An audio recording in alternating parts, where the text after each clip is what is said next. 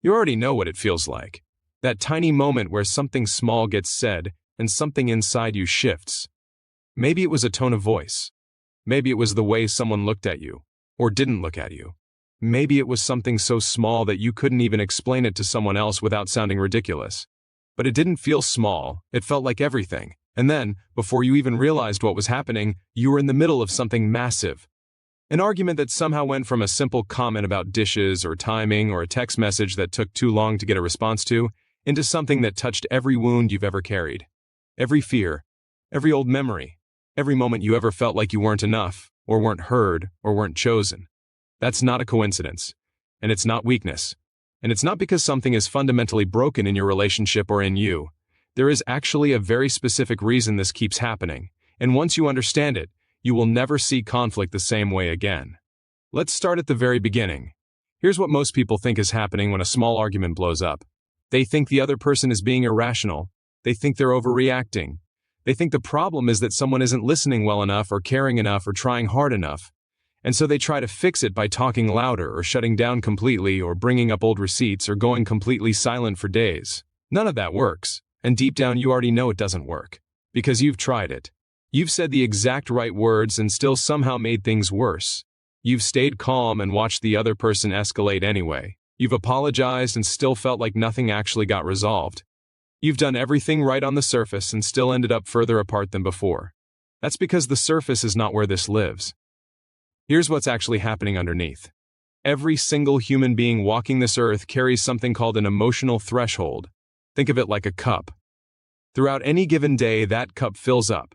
A stressful morning, a hard email, feeling unseen in a small moment, physical exhaustion, background anxiety about money or health or the future, the weight of things you haven't said to anyone, the accumulation of small moments where you felt misunderstood but let it go. All of that goes into the cup. And you don't see it filling, you're just living your day, going through the motions, telling yourself you're fine. And then someone says something small, something that in a different moment on a different day you might have let pass without a second thought. But in that moment, that small thing hits a cup that is already full to the very edge, and everything spills. This is why the argument is never actually about the dishes. It's never about the text message. It's never about the thing that appears to be the trigger. The trigger was just the last drop in a cup that had been filling for weeks, or months, or sometimes years. Now here's where it gets even deeper, because this is where most people completely miss it. There is a study from some of the most respected researchers in relationship psychology showing that the first 3 minutes of a conflict conversation predict the outcome of that conversation with stunning accuracy. 3 minutes. Before anything meaningful has even been said. Before anyone has had a chance to explain themselves, the entire emotional trajectory of that fight is already decided in those first 3 minutes based entirely on how it begins. What that tells you is that it's not about being smarter in the argument. It's not about having better points. It's not about waiting for the right moment to bring up your concerns. It's about what happens in your nervous system before your mouth even opens. And most people have zero awareness of what's happening there. Now I want to be honest with you about something. Most people are going to keep reading about communication tips. They're going to keep telling themselves they just need to be more patient, or find the right words, or wait until things calm down. And they're going to keep having the same fights over and over again, maybe with different people, maybe with the same person, but always with the same emotional pattern underneath. Because information alone doesn't change a nervous system that's been wired a specific way for decades. People who actually change this pattern at the root don't do it by accident. They do it with specific structured guidance that takes them through the internal work, not just the conversational scripts. Which is exactly why we built the program linked down below in the video description. It's not for everyone. Honestly, if you're content with where things are, this isn't for you. But if something in what you're hearing right now is landing somewhere real, take a look. The window for this is shorter than most people expect. Now let's get back to what's really going on. When that cup overflows and the conflict begins, something happens in the brain that most people don't realize is happening to them. There's a part of your brain that exists entirely to keep you safe. It doesn't care about being right. It doesn't care about being fair. It doesn't care about the relationship. All it cares about is survival. And when emotional intensity reaches a certain level, this part of your brain takes over, and the thinking, reasoning, empathetic part of your brain essentially goes offline. This is why things get said in arguments that no one actually means. This is why intelligent, caring, reasonable people suddenly sound like completely different people when the emotional temperature spikes. It's not a character flaw, it's neurological. Your brain switched into threat response mode and stopped being able to access the very parts of itself that could have resolved the conflict. And here's the part that almost no one talks about. Once that happens, it doesn't turn off immediately just because someone stops yelling or the room goes quiet.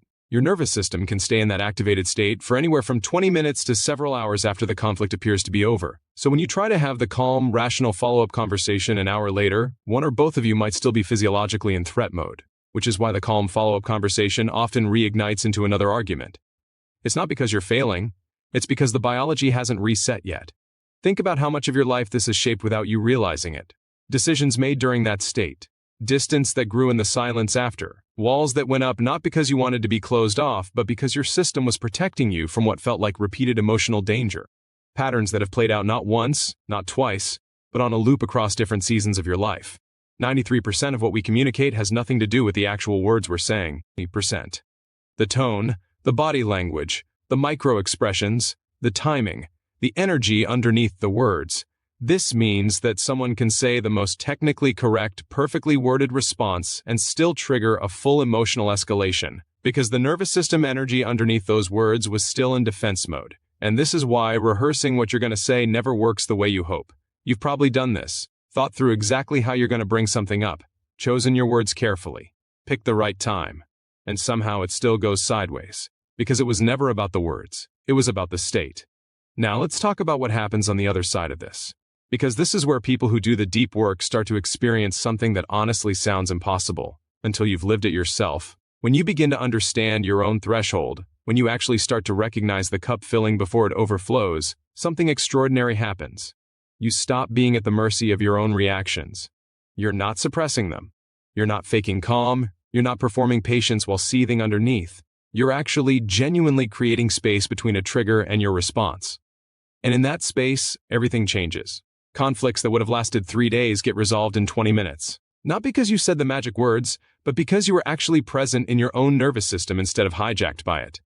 Things that used to be unbearable to hear suddenly become information instead of attacks. You stop needing the other person to admit they were wrong in order for you to feel okay, because your sense of okay is no longer riding on the outcome of the argument. People who develop this capacity report that the entire quality of their closest relationships shifts within weeks, not months, weeks. They describe it as finally being able to hear each other for the first time, as feeling safe in a way they couldn't have articulated before because they didn't even know that specific feeling of safety was something they'd been missing. They describe finally understanding that the person across from them wasn't trying to hurt them, that the conflicts were never really about what they appeared to be about, and that the love that had been buried under years of accumulated tension was still there, intact, waiting. That is not a small thing. That is the difference between a life that feels like an ongoing negotiation with someone you're supposed to be close to, and a life where you actually feel it. The closeness, the ease, the trust that you don't have to watch what you say, or manage someone else's reactions, or brace yourself for the next explosion. You don't have to keep living in the loop. You already know what the loop costs you, not just in your relationships, but in your own sense of peace. The mental energy you spend rehashing conversations, the sleep you lose, the version of yourself that disappears when the tension is high. The moments with people you love that get swallowed up by unresolved static that neither of you knows how to clear. There is a way out of this pattern, and it's not waiting for the other person to change first. It's not finding better words for the same arguments. It's understanding the actual mechanics of what's happening inside you and having a real method to shift them. The program we have linked down below in the description exists for people who are ready to stop cycling and start actually changing the pattern at its root. Not tomorrow. Not when things get bad enough. Now, because every week you wait is another week, the pattern deepens. Most people who hesitate on this look back 6 months later and wish they had started the day they first felt this moment of recognition. Don't let that be you. Everything you need is one click away in the description.